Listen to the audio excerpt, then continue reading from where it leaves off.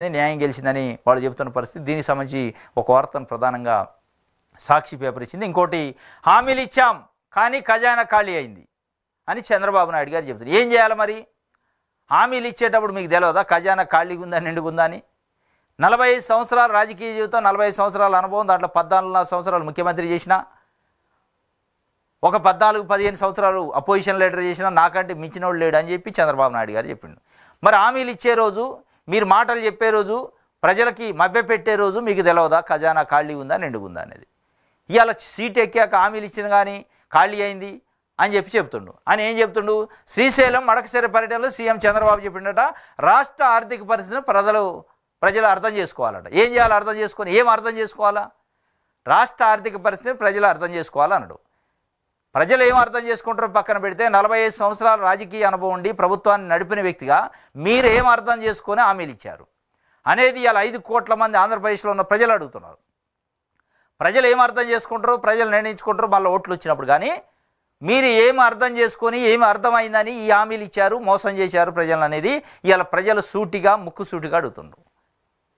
ఖజానా ఖాళీ అయిందట, ప్రజలు అర్థం చేసుకోవాలట అని చెప్తుండు. అంటే ఆయన ఏం చెప్తుండు? హామీలు ఇచ్చినాం కానీ ఖజానా ఖాళీగా ఉంది కాబట్టి నేను కూడా అన్ని హామీలు ఖాళీ చేసే కార్యక్రమం చేస్తా, చేతులు ఎత్తే కార్యక్రమం చేస్తా, కాబట్టి అర్థం చేసుకోండి అని అంటుండు. చేసుకుంటారు అర్థం ఎప్పుడు? 2029లో చేసుకుంటారు. అర్థం చేసుకొని ఏం చేయాలనో వాళ్ళు అప్పుడు అర్థం చేసుకుంటారు. ఇప్పుడు వాళ్ళు అర్థం చేసుకోవడానికి ఏముండదు. నువ్వు ఇచ్చిన హామీలను అమలు చేస్తే అనుభవిస్తారు, అమలు చేయకపోతే దానిపైన ఏం చేయాలని 2029లో డిసైడ్ అవుతారు. ఇదే అనమాట మీరు ఇచ్చే హామీలు, మీరు చేసే మోసాలు. ఇచ్చేటప్పుడే నోటికొచ్చి చెప్తారు మీకు అన్నీ ఇస్తా అంటాడు, ఉచితం అన్నీ, పెన్షన్లు 4,000 చేస్తా, రైతు భరోసా 13,500 నుంచి 20,000 చేస్తా, అమ్మఒడి ఎంతమంది ఉంటే అంతమందికి ఇస్తా, 20 లక్షల ఉద్యోగాలు ఇస్తా, గ్రామ వాలంటీర్లను ఉంచుతా, వాళ్ళకి 10,000 ఇస్తా, అడ్డగోలుగా ఏది పడితే అది చెప్పిండు. ఇవాళ ఏమంటుండో ఖజానా ఖాళీ అయింది, హామీలు అయితే ఇచ్చినాం కానీ ఏం చేయాలని అర్థం కావట్లేదు, అర్థం చేసుకోండి అని అంటుండు. ఏం అర్థం చేసుకోవాలి ప్రజల యొక్క తప్పే ఉంది ఇందులో? మీరు హామీలు ఇచ్చింది మీకు అన్నీ తెలిసి, మీకు అంత నాలెడ్జ్ ఉండి, అంత అవగాహన ఉండే హామీలు ఇచ్చారంటే మోసం చేశారు. ఆ మోసాన్ని అర్థం చేసుకోమని చెప్తున్నారా?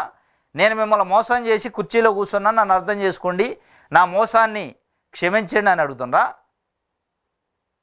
ఇది మీ మోసపూరితమైన హామీల పైన ప్రజలు అర్థం చేసుకుంటున్నారు. ఇప్పుడు ఆ అర్థం చేసుకొని దాన్ని ఏం చేయాలో, ఎట్లా చేయాలో, అర్థానికి సమాధానం ఎట్లా చెప్పాలి, మీ మోసానికి సమాధానం ఎట్లా చెప్పాలి, మీ కర్రు కాల్చి వాత ఎట్లా పెట్టాలనేది వాళ్ళ సందర్భం వచ్చినప్పుడు అర్థం చేసుకోండి, ఇప్పుడు కాదు అర్థం చేసుకునేది. ఇది ఆయన ఇంకోటి, రాళ్లపల్లి రత్నగిరి వద్ద రిజర్వాయర్లు నిర్వహిస్తారట, సామాజిక న్యాయం కోసం ABCD వర్గీకరణ విధానం తెచ్చినమని చెప్పి కూడా చెప్పిండు. ఇది ఒకటైతే, ఊరూరా ఏడిపించిన్ ఊరూరా